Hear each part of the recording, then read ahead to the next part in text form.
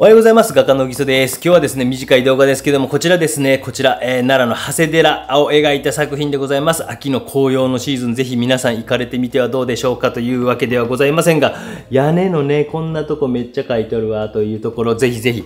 参考に見ていただければ、描けへんわっていう感じかもしれませんけど、ご覧いただければと思います。短い動画です。一気にどうぞ。それでは解説をしていこうと思います。すみません。これもちょっと動画途中からということでございます。やっぱりこう動画にしておこうかなと思いました。奈良のですね、長谷寺というところなんですね。で、展覧会、これは福岡から出している作品なんですけども、この辺の屋根のね、描き方なんていうのとかね、ぜひ見てほしいななんて思ったりとかして、作りました。こういったところ、マスキングテープを使うこともあったりしますけど、これは完全にフリーハンドで描いていったということなんで、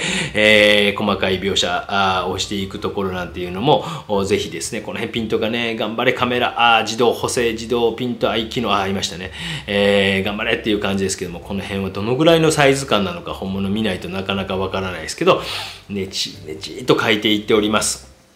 福岡から出品している作品で、ねちねちとこう描いていっている細かいこう屋根のところとか、さあどうやって描いているんやろうとかっていうのも参考に、あとは紅葉しているですね、これからの季節に紅葉しているものとか描こうかな思ったら参考になるかもしれませんし、コンポジションですよね、構成、この辺がね、ちょっとね、僕もなんかこう動画撮れたらね、皆さんに見せてあげたいなとは思うんですけど、どういう風なトリミングの仕方するんですかとかっていう、すみません、今日短い動画ですので、ね、最後までよかったらお付き合いください。トリミングの仕方するんですかなんていうのとかも、これもなんかね、もうちょっと引きで撮っておいて、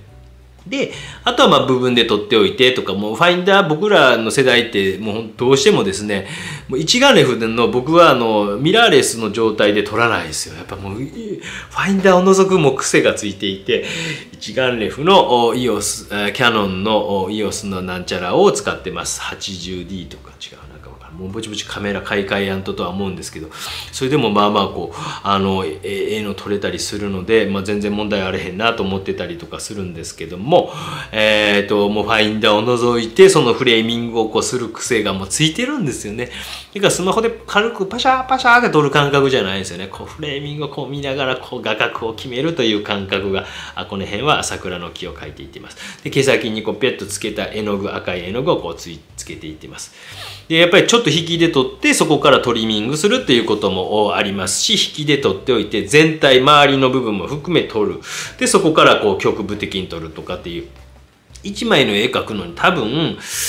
2、30枚は撮るんちゃうかなと思います。1枚の絵とか描くのに、その界隈とか、これおもろいなと思ったら撮ったりとかします。で、逆に絵の中でこう必要のないものとか、必要なものとかっていうのとかを足したり引いたりとかしたりします。で、こういう木とか、僕がこう結構やりがちなのは、一つのパターンですけども、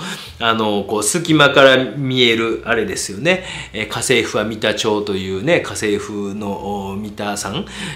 の描き方というのを構図を選択することがちょこちょこあります。いろんなこう構図の方法とかあるんですけど、この辺はこう毛先に絵の具をつけたもの、硬い筆、豚毛の筆みたいなの使うこともあれば、これはナイロン系の筆みたいなんで少しこうちょんちょんとこうつけていったりとかしてます。その辺というのはこういろんな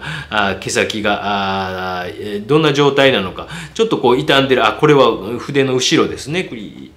ーッというふうにチビが今返ってきましたね。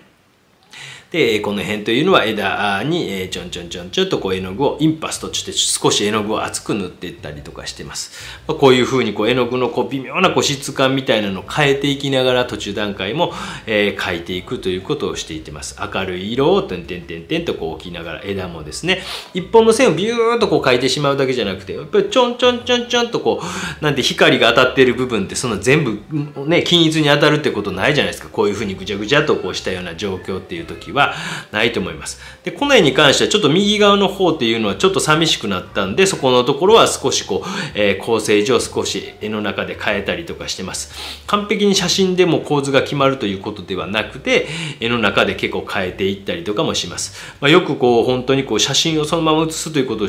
ね、僕は本当にだいぶ変えてますよ。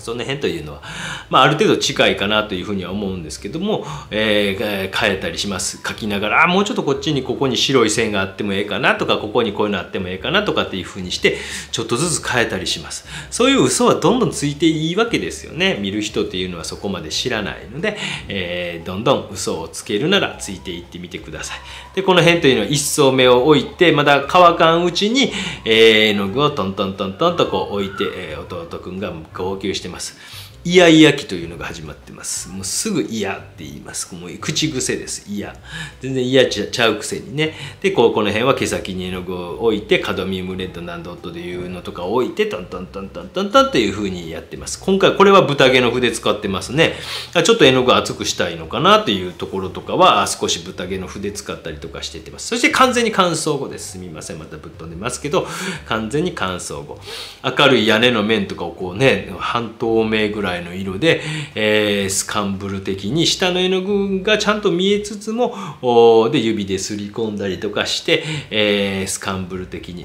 で、葉っぱの方とかに多少入ってきてもいいので、そこのところきっかり塗り分けるというよりは少しこう入ってくるところもあったりとかして、やってあげると。そしてこの辺っていうのはね、これ細かいですよ。より先ほどより細かい仕事ですね。おじさんも老眼やから何してるかちょっと見えないんですけど、より細かい仕事をやりだしてます。何してんのって感じですよね。皆さん見えますか？こういうとこ本物ぜひ見てほしいですね。ほんまに予想以上にちっちゃいなと思いますよ。僕は昔は葉月ルーペを使ってましたけど、あれやりだしてなんかこう視力悪くなったのか、もうよりこう老眼がひどくなったんで、もうやらなくなりました。はい、もうあれ2、3本買いましたもんね。仕事場にも置いといて、今のアトリエにも置いといてとかしてましたけどね。葉月ルーペとかも使ったりとかしてましたけど、今は僕はなんかやらなくなりましたけど、こういうのとチュンチュンチュンチュンチュンと置いてってます。ね、これはね、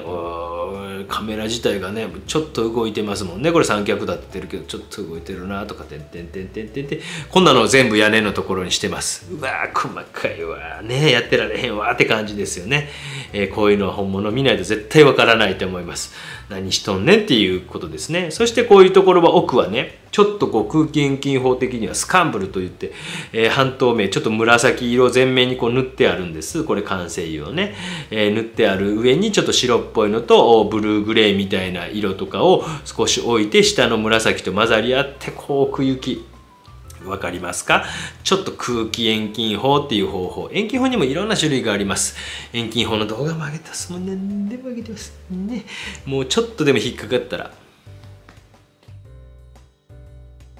すみません。バッテリーが熱くなってしまいまして、止まりました。また止まる可能性は十分ありますが、空気遠近法という方法を使っております。ちょっと半透明の色をかけて、そしてグレーズとかをして少しこう森のこんもりした感じみたいなのを描いていっております。そしてまたこの細かいとこちょんちょんちょんちょんと分かりました。こういうのね、ちょんちょんちょんちょんとこう明るいところとかを描いていっているということでございます。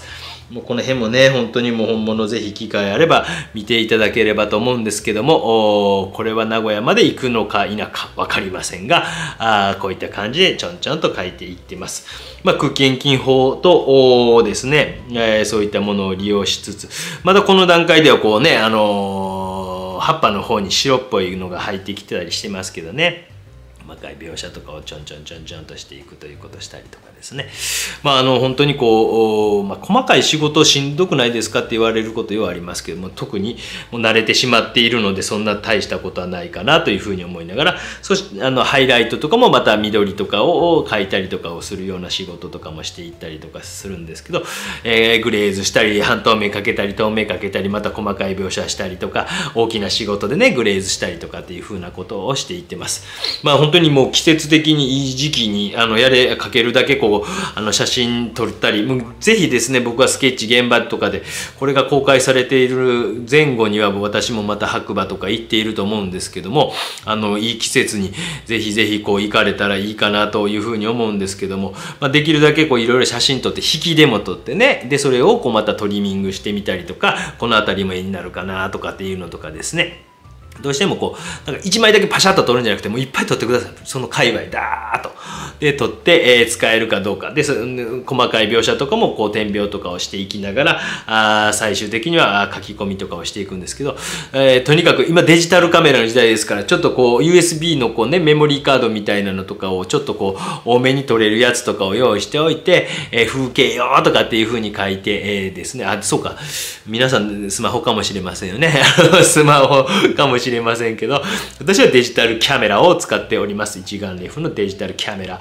レンズが取り外しできるようなね、こういう風にこう望遠とかできるようなやつとかをデジタルキャメラを使ったりとかして、多分レンズはなんかね、ようわからんけどね、ちょっと持ってきていいよ、わからんから。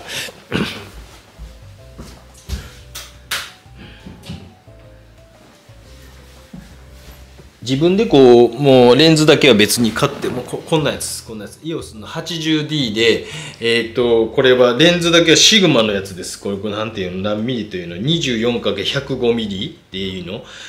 ここは82センチありますとかっていう、これ自分で買いました。ここのレンズだけは。というやつで撮ってます。やっぱこれレンズがでかいと、絵の写真とか撮るとやっぱり、すごくこう、綺麗に撮れたりとかします。これカパッとこう外せたりするわけですよね。こういったキャメラを使っておりますということでございます。まあ本当にこう、一眼レフなんていうのはすごくこうカパッと外れたりね、しますということでございます。もうボロボロすぎてですね、ちょっと使い方が荒すぎてこういうところがもう本当にこう、ぶっ壊れてしまっているんですけど、こういったカメラを使っていっております。最後は、書き込みを見せて、終わりということでございます。皆さん本日もすみません、バタバタしましたがご視聴ありがとうございました。こんなキャメラを使っていますということをお伝えしました。本日もありがとうございました。グッドボタン、チャンネル登録、ベルマーク、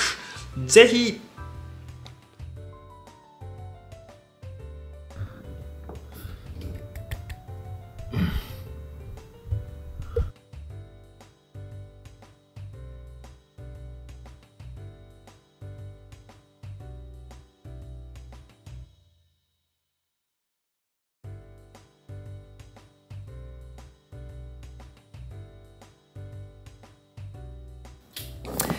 ご視聴ありがとうございました。どうだったでしょうか。こういった感じで描き込んでおります。こういう作品もぜひ本物を見て、あら、全然違うわ、映像とっていう、感想を皆様からいただければと思います。また次回お会いしましょう。ありがとうございました。チャンネル登録よろしくね。ピー